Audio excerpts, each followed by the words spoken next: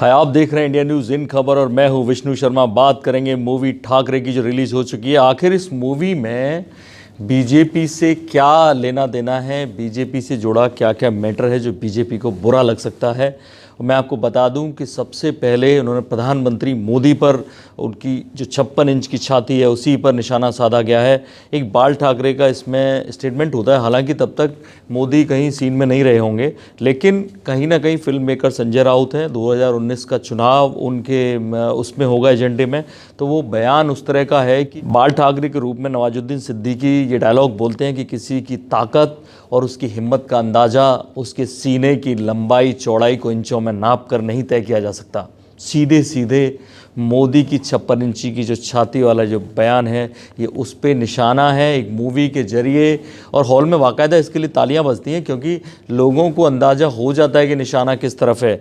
दूसरी बार ये निशाना बीजेपी पे तब लगता है कि जहां बाल ठाकरे 1987 से पहले के बाल ठाकरे, क्योंकि 1987 में ये फिल्म में दिखाया गया कि उन्होंने हिंदुत्व को अपना लिया। वो एक मुसलमानों की मीटिंग में जाते हैं और बाकायदा उनसे वहाँ भाषण देते हैं कि आप ईद मनाइए, लेकिन जो हमारे शिवाजी के फेस्टिवल्स हैं उनको भी मनाइए, और अगर हम मिल के लड़ेंगे, ये बोलते हैं, अगर हम मिल के लड़ेंगे तो धर्म के नाम पर जो लोग अपनी राजनीति चमकाते हैं उनका बोरिया बिस्तर बन जाएगा। ये बाल ठाकरे का बयान है, सीधे सीधे बीजेपी पे निशाना दिखता है। और एक बड़ी दिलचस्प बात यह है कि इसमें बीजेपी के पूरी मूवी में कहीं भी बीजेपी को नहीं दिखाया जाता, केवल एक डायलॉग आता है, क्योंकि मूवी वैसे भी 1995 तक के जो टाइम पीरियड है उसको लेकर बनी है, पहला पार्ट माना जा रहा है ये।